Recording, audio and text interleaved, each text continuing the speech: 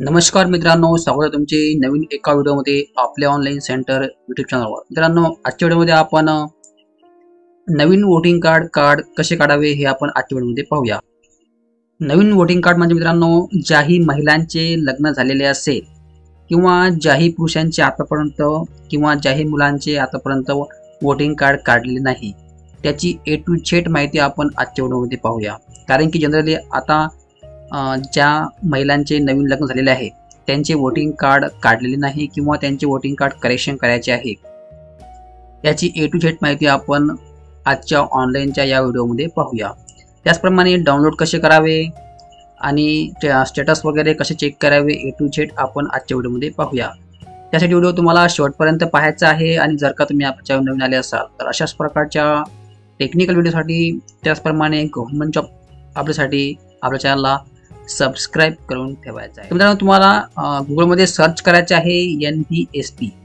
अशा प्रकारे सर्च केल्यावर तुमच्यासमोर अशा प्रकारे या ठिकाणी वेबसाईट्स ओपन होतील. तर या ठिकाणी तुम्ही पाहताय की इलेक्शन कमिशन ऑफ इंडिया म्हणजे voters.eci.gov.in.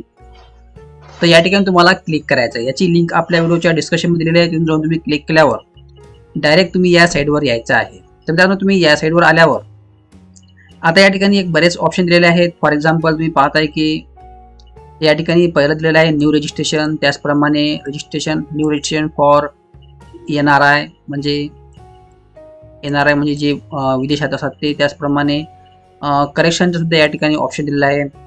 परंतु आज आपण पाहूया की नवीन वोटिंग कार्ड कसे काढावे जनरली सर्वांचेच, मेल फिमेल. तर या ठिकाणी मित्रांनो 18 वर्ष पूर्ण असावे आणि त्याचप्रमाणे आपल्याकडे एक आधार कार्ड असावे. आधार कार्ड, फोटो आणि सिग्नेचर ह्या 3 गोष्टी तुमच्याकडे असणे आवश्यक आहेत कॅन्डिडेटच्या. तर या ठिकाणी तुम्हाला सर्वप्रथम एक रजिस्ट्रेशन करून घ्यायचं असते. तर मित्रांनो, या ठिकाणी रजिस्ट्रेशन करण्यासाठी तुम्हाला फॉर्म भरायचा आहे, फॉर्म नंबर 6. तर या ठिकाणी तुम्हाला क्लिक करायचं आहे फॉर्म नंबर 6ला. आणि जर का तुमचं पहिलं रजिस्ट्रेशन झालेलं असेल तर या ठिकाणी तुम्ही इकडे पाहता की तुमच्या साईटला साइन अप आणि लॉग इन अशा 2 प्रकारे या ठिकाणी ऑप्शन आहे. तुम्ही डायरेक्ट लॉग इन सुद्धा करू शकता. परंतु ॲक्च्युली रजिस्ट्रेशन करण्यासाठी तुम्हाला या फॉर्म 6ला ओके करायचं आहे. त्यानंतर अशा प्रकारे या ठिकाणी एक डॅशबोर्ड ओपन होऊन आहे. तर या ठिकाणी सर्वप्रथम तुम्हाला रजिस्टर मोबाईल नंबर टाकायचा आहे, त्याचप्रमाणे पासवर्ड जर का तुम्ही पहिले रजिस्ट्रेशन केलेलं असेल. उदाहरण जर का तुम्ही रजिस्ट्रेशन केलं नसेल तर या ठिकाणी जे ऑप्शन दिलेलं आहे की do you have account sign in. तर या ठिकाणी तुम्हाला क्लिक करायचं आहे साइन इनला. तर रजिस्ट्रेशन करण्यासाठी तुम्हाला साइन इन या ऑप्शनला क्लिक करायचं आहे. तर या ठिकाणी क्लिक केल्यावर अशा प्रकारे या ठिकाणी पुन्हा ऑप्शन तयार झालेला आहे. तर या ठिकाणी एक मोबाईल नंबर तुमच्याकडे टाकावा लागेल. त्याचनंतर इकडे ईमेल ID ऑप्शनल आहे, तुम्ही टाकला नाही तरी चालेल. त्यानंतर या ठिकाणी एक कॅप्चर फिलअप करून तुम्हाला कंटिन्यू ऑप्शनला क्लिक करायचा आहे. त्या ठिकाणी मोबाईल नंबर यूज करून तुमच्या मोबाईलवर एक OTP येणार आहे, तो OTP या ठिकाणी सबमिट करायचा आहे. तुम्हाला मी सांगितल्याप्रमाणे मोबाईल नंबर त्याचप्रमाणे ईमेल टाकलेला आहे. त्यानंतर कॅप्चर टाकून कंटिन्यू ऑप्शनला तुम्हाला क्लिक करायचं आहे. तर या ठिकाणी तुम्हाला कंटिन्यू ऑप्शनला क्लिक केल्यावर user already exist, please log in user, म्हणजे हा मोबाईल नंबर या ठिकाणी पहिलेच वापरलेला आहे, याच्यावर आपण रजिस्ट्रेशन करू शकत नाही. सो मित्रांनो, मी आता या ठिकाणी मोबाईल नंबर चेंज केलेला आहे. आता आपण पाहूया कंटिन्यू ऑप्शनला क्लिक करून. मित्रांनो, कंटिन्यू ऑप्शनला क्लिक केल्यावर अशा प्रकारे तुमच्या समोर ऑप्शन यायला हवं. जर का तुम्ही पहिले मोबाईल नंबर यूज केलेला असेल तर ती सांगणार आहे की ऑलरेडी रजिस्टर. तर या ठिकाणी नवीन मोबाईल नंबर असणे आवश्यक आहे रजिस्ट्रेशन करण्यासाठी. तर या ठिकाणी अशा प्रकारे ऑप्शन तयार झाल्यावर तुमच्यासमोर येणार आहे एक फर्स्ट नेम, त्यानंतर लास्ट नेम, त्यानंतर एक पासवर्ड तुम्हाला बनवून घ्यायचा आहे, त्यानंतर कन्फर्म पासवर्ड. अशा प्रकारे या ठिकाणी क्लिक केल्यावर तुम्हाला रिक्वेस्ट OTP या ऑप्शनला क्लिक करायचं आहे. या ठिकाणी फर्स्ट नेम लास्ट नेम मध्ये तुम्ही कुठलंही टाकू शकता लॉग इन ID म्हणून, कारण की फॉर्म भरताना तुम्हाला अलग प्रोसेस करायची आहे. तर या ठिकाणी जनरली आपण ज्यांचे वोटिंग कार्ड बनवत आहे त्याचेच नाव सुद्धा या ठिकाणी तुम्ही टाकू शकता. त्यानंतर या ठिकाणी पासवर्ड क्रिएट करून तुम्हाला रिक्वेस्ट OTP ऑप्शनला क्लिक करायचं आहे. तर मी सांगितल्याप्रमाणे माहिती भरली असून आता रिक्वेस्ट OTP ऑप्शनला क्लिक करूया. या ठिकाणी क्लिक केल्यावर तुमच्यासमोर मेलवर आणि मोबाईल नंबर दोन्ही ठिकाणी या ठिकाणी OTP तुम्हाला या ठिकाणी सबमिट करायचा आहे. जर का तुम्ही ईमेल ID वापरला नाही तर या ठिकाणी फक्त OTP मोबाईलवर येणार आहे, तो तुम्हाला या ठिकाणी सबमिट करायचा आहे. मी या ठिकाणी मोबाईल नंबर आणि ईमेल दोन्ही यूज केलेले असून म्हणून या ठिकाणी असे ऑप्शन आलेले आहे. मित्रांनो, आता मी सांगितल्याप्रमाणे दोन्ही OTP आपल्या मोबाईलवर आलेले असून आता या ठिकाणी व्हेरीफाय ऑप्शनला तुम्हाला क्लिक करायचं आहे. OTP हे फक्त 2 मिनिटाच्या आतमध्ये तुम्हाला व्हेरीफाय करून घ्यायचे आहे. 2 मिनिटाच्या आतमध्ये जर का OTP आला नसेल तर या ठिकाणी रिसेंटचा सुद्धा ऑप्शन दिलेला आहे. रिसेंट तुम्ही करू शकता, परंतु मला या ठिकाणी OTP व्हेरीफाय झालेले असून आता या ठिकाणी व्हेरीफाय ऑप्शनला क्लिक करून घेऊया. मित्रांनो, व्हेरीफाय ऑप्शनला क्लिक केल्यावर अशा प्रकारे या ठिकाणी ऑप्शन म्हणजे एक मेसेज आलेला आहे की you are successful sign up, kindly log in with your new credentials. या ठिकाणी तुम्हाला अशा प्रकारे मेसेज यायला हवा. त्यानंतर या लॉग इन ऑप्शनला क्लिक करूया. मित्रांनो, आता आपण या ठिकाणी जो आपण मोबाईल नंबर वापरला त्याचप्रमाणे या ठिकाणी जो पासवर्ड वापरला तो या ठिकाणी तुम्हाला दोन्ही गोष्टी टाकून कॅप्चर फिलअप करून तुम्हाला रिक्वेस्ट OTP पुन्हा तुम्हाला सेंड करायचा आहे लॉग इन करण्यासाठी. मित्रांनो, या ठिकाणी मी मोबाईल नंबर टाकला असून युजर ID म्हणून, त्याचप्रमाणे कॅप्चर फिलअप केला असून आणि या ठिकाणी पासवर्ड टाकला असून आता रिक्वेस्ट OTP ऑप्शनला क्लिक करून घेऊया.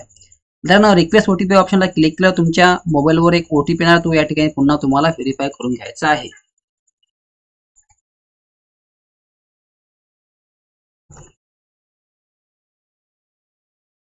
मित्रांनो, OTP आला असून व्हेरीफाय अँड लॉग इन या ऑप्शनला तुम्हाला आता क्लिक करायचं आहे लॉग इन करण्यासाठी. तर मित्रांनो, अशा प्रकारे आता आपण आपल्या पोर्टलमध्ये ओपन झालेला आहे. आता या ठिकाणी आपण करेक्शन, न्यू सर्व गोष्टी डाउनलोड वगैरे पूर्ण करू शकतो. तर आजच्या व्हिडिओमध्ये मी तुम्हाला नवीन वोटिंग कार्ड कसे करायचे आहेत हे तुम्हाला सांगत आहे. त्यासाठी तुम्हाला फ्रॉम नंबर 6 या ऑप्शनला क्लिक करायचं आहे.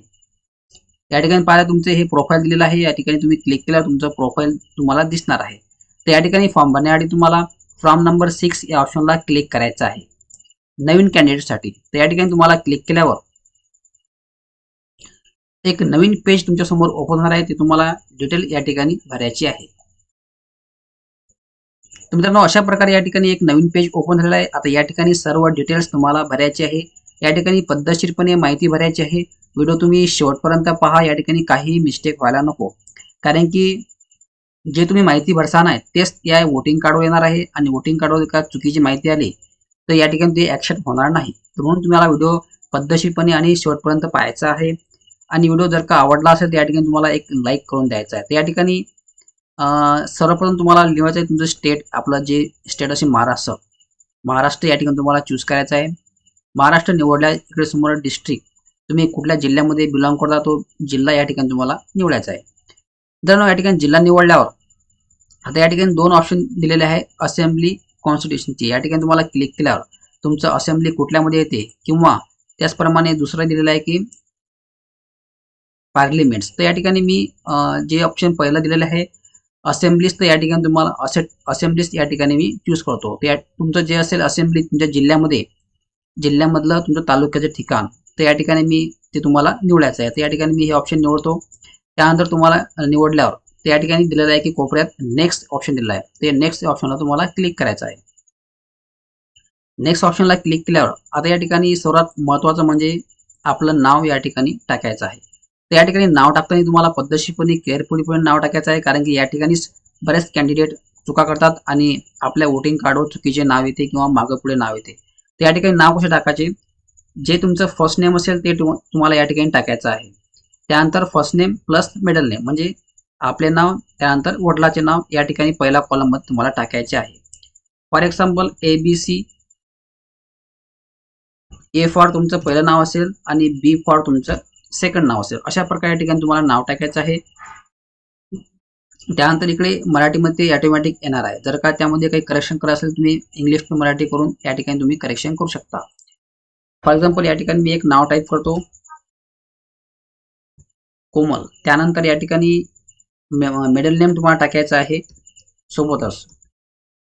अशा प्रकारे या ठिकाणी तुम्हाला नाव टाकायचं आहे. यामध्ये जर का तुम्हाला करेक्शन करायचं तुम्ही या ठिकाणी इंग्लिश टू मराठी करून करेक्शन करू शकता. त्यानंतर इकडे टाकायचं आहे तुमचं सरनेम. या ठिकाणी फक्त एवढंच नाव टाकायचं आहे, फर्स्ट नेम त्यानंतर मिडल नेम आणि इकडे सरनेम तुम्हाला टाकायचं आहे.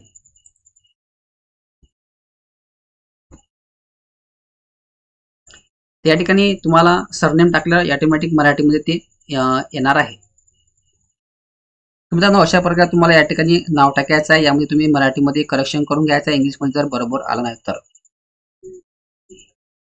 त्यानंतर या ठिकाणी दिलेलं आहे की तुमचा या ठिकाणी फोटो अपलोड करायचा आहे या ठिकाणी.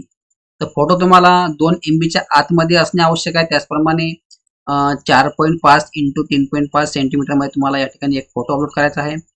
फोटो किती MB मध्ये तुम्हाला घेऊ शकता, या नो प्रॉब्लेम ॲट ऑल.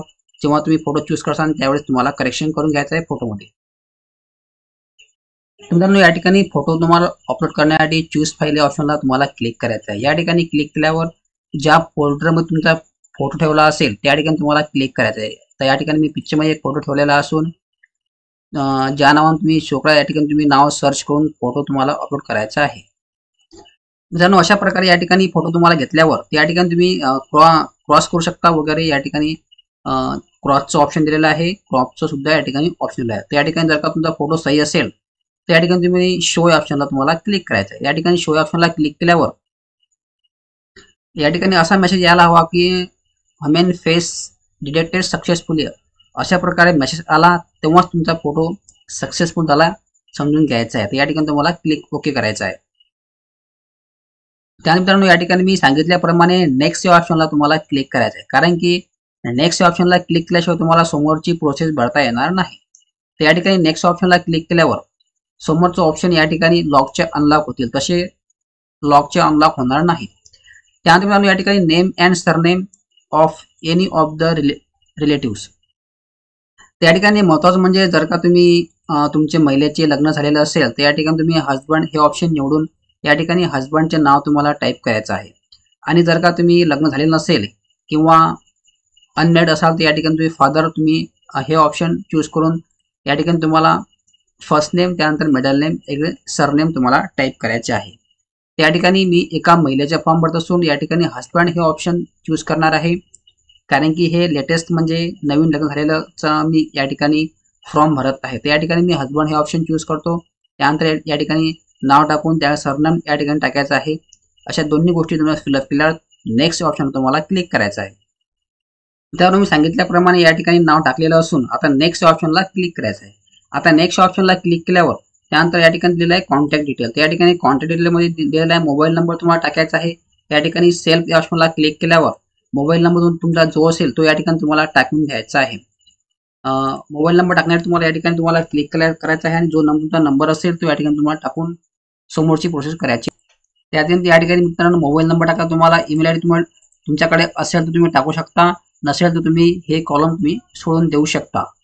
हा कॉलम मॅन्डेटरी नाही आहे, परंतु जर का तुमच्याकडे ईमेल आयडी असेल तर या ठिकाणी तुम्हाला टाकायचा आहे. या ठिकाणी माझ्याकडे ईमेल आयडी उपलब्ध असून मी या ठिकाणी ईमेल आयडी टाकत आहे.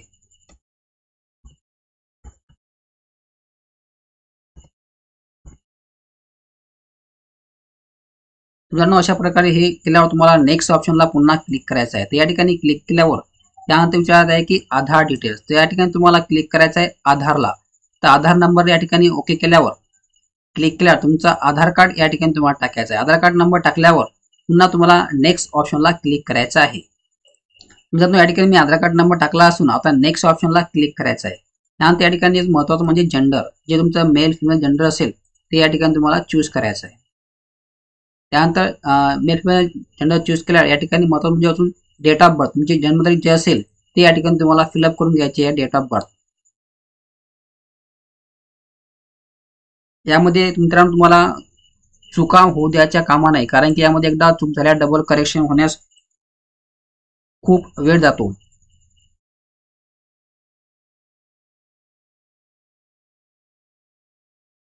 मित्रांनो या ठिकाणी डेट ऑफ बर्थ टाकल्यावर त्यानंतर दिलेलं आहे की self attested copy of document supporting as proof. तर या ठिकाणी तुम्हाला क्लिक करायचं आहे document for proof of date of birth. या ठिकाणी क्लिक केल्यावर पुन्हा तुम्हाला सिलेक्ट डॉक्युमेंट या ऑप्शनला क्लिक करायचं आहे. तर या ठिकाणी दिलेलं आहे की Aadhaar card, PAN card, driving licence, त्याचप्रमाणे birth certificate issue by completed local body अशा प्रकारे दिलेलं असून तर मी या ठिकाणी आधार कार्ड जनरली आपल्याकडे असतेच, त्या ठिकाणी मी आधार कार्ड निवडतो. त्यानंतर आधार कार्ड निवडल्यावर तुम्हाला या ठिकाणी आधार कार्ड अपलोड करायचं आहे. तर आधार कार्ड हे 2 MBच्या आतमध्ये असणे आवश्यक आहे आणि आधार कार्ड ज्या फाईलमध्ये ठेवलं आहे त्या फाईलला तुम्हाला क्लिक करून आधार कार्ड अपलोड करायचं आहे. मित्रांनो मी सांगितल्याप्रमाणे या ठिकाणी आधार कार्ड अपलोड केलेले असून आता नेक्स्ट ऑप्शन तुम्हाला पुन्हा क्लिक करायचं आहे. तर या ठिकाणी क्लिक केल्यावर आता विचारत आहे की आपल्याला प्रेझेंट ॲड्रेस डिटेल, तर या ठिकाणी तुमच्या आधार कार्डवर किंवा तुम्ही ज्याप्रमाणे वोटिंग कार्ड बनवताय तो ॲड्रेस या ठिकाणी तुम्हाला टाकायचा आहे. तर या ठिकाणी ॲड्रेस फिलअप केल्यावर तुम्हाला डिस्ट्रिक्ट निवडायचे अमरावती, म्हणजे जे आपण पहिले निवडलेले आहे ते या ठिकाणी तेच राहणार आहे. त्यानंतर या ठिकाणी ॲड्रेस सपोर्ट म्हणून तुम्हाला या ठिकाणी क्लिक करायचं आहे डॉक्युमेंट प्रूफ ऑफ रेसिडेंटल. त्या ठिकाणी क्लिक केल्यावर पुन्हा तुमच्यासमोर जे ऑप्शन तयार होतील ते या ठिकाणी मी आधार कार्ड हे चूज करतो ॲड्रेस प्रूफ म्हणून. त्यानंतर चूज फाईल या ऑप्शनला क्लिक करून ज्याही फोल्डरमध्ये आधार कार्ड ठेवलेलं आहे तिथून या ठिकाणी आधार कार्ड अपलोड करायचं आहे. मित्रांनो, मी सांगितल्याप्रमाणे या ठिकाणी आधार कार्ड अपलोड केलं असून आणि नेक्स्ट या ऑप्शनला तुम्हाला क्लिक करायचं आहे. तर या ठिकाणी समोरचा आता ऑप्शन आहे की कॅटेगरी फॉर डिसेबिलिटी. या ठिकाणी हँडिकॅपचा कॉलम आहे.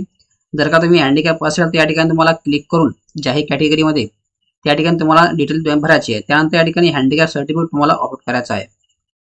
त्यानंतर हे मॅन्डेटरी नाही आहे. त्या ठिकाणी नंतर नेक्स्ट ऑप्शन तुम्हाला क्लिक करायचं आहे. आता दिलेलं आहे की the detail of my family member already, म्हणजे या ठिकाणी ऑप्शन दिलेला आहे की जर का तुमच्या घरातील कोणी ऑलरेडी इलेक्टेड असेल तर या ठिकाणी ते डिटेल तुम्हाला भरायचे.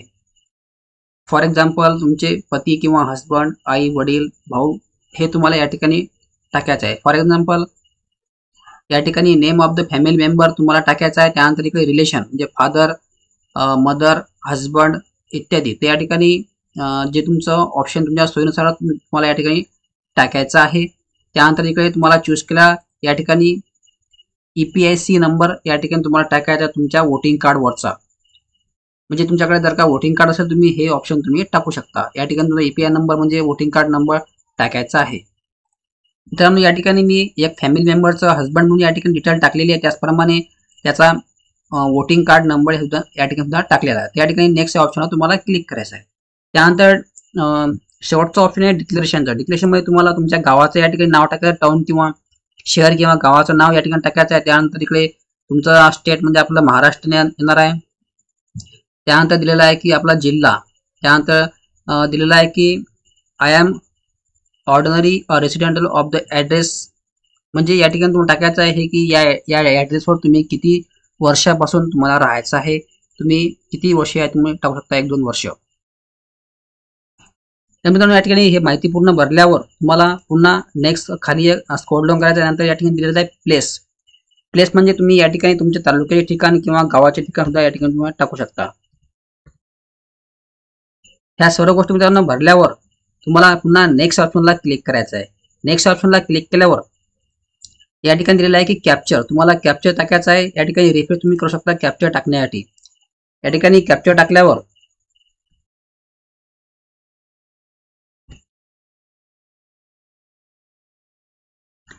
सेंड OTP या ऑप्शनवर तुम्हाला क्लिक करायचं आहे. तर OTP या नंबर जाणार आहे. तुम्ही रेशन जो नंबर केला असेल त्याच्यावर एक OTP येणार आहे. या ठिकाणी क्लिक केल्यावर तुमच्या मोबाईलवर एक OTP केला असेल तो या ठिकाणी तुम्हाला सबमिट करायचा आहे. मित्रांनो, या ठिकाणी OTP तुम्हाला टाकल्यावर या ठिकाणी दिलेला आहे की प्रिव्हाइस अँड सबमिटचं ऑप्शन या ठिकाणी लॉकचा अनलॉक होणार आहे. तर या ठिकाणी तुम्हाला क्लिक करायचं आहे. मित्रांनो, या ठिकाणी आतापर्यंत जेवढी माहिती आपण भरलेली आहे ते आपल्यासमोर शो होणार आहे. त्यामध्ये जर का तुम्हाला काही करेक्शन करायचं तुम्ही करू शकता, कारण की सबमिट फॉर्म झाल्यावर तुम्हाला करेक्शन करता येणार नाही. मित्रांनो, या ठिकाणी मी जनरली सर्व माहिती भरलेली बरोबर असून त्यामध्ये काहीही करेक्शन करायचं मला कुठलंही काम नाही. त्यानंतर इकडे कीप डिटिंगचं ऑप्शन दिलेलं आहे. त्यानंतर सबमिटचं ऑप्शन दिलेलं आहे. मित्रांनो, मी भरलेला फॉर्म पूर्णपणे बरोबर असून आता सबमिट ऑप्शनला क्लिक करून घेऊया. मित्रांनो, या ठिकाणी सबमिट ऑप्शनला क्लिक केल्यावर डू यू वॉन्ट सबमिट या ठिकाणी तुम्हाला येस करायचं आहे. त्या ठिकाणी येस केल्यावर अशा प्रकारे तुमच्या समोर your application has been submitted successfully and generated reference number. तर ह्या ठिकाणी तुमचा रेफरन्स नंबर तुम्हाला भेटलेला आहे, हा तुम्हाला सांभाळून ठेवायचा आहे. त्याचप्रमाणे या ठिकाणी क्लिक केल्यावर डाउनलोड ॲक्नॉलेजमेंट या ठिकाणी क्लिक केल्यावर तुमच्या समोर ती PDF तुम्हाला सांभाळून ठेवायची आहे आपल्या समोरची प्रोसेस करण्यासाठी. तर या ठिकाणी तुम्हाला क्लिक केल्यावर जो आतापर्यंत आपण फॉर्म भरला आहे तो आपल्या समोर डाउनलोड होणार आहे.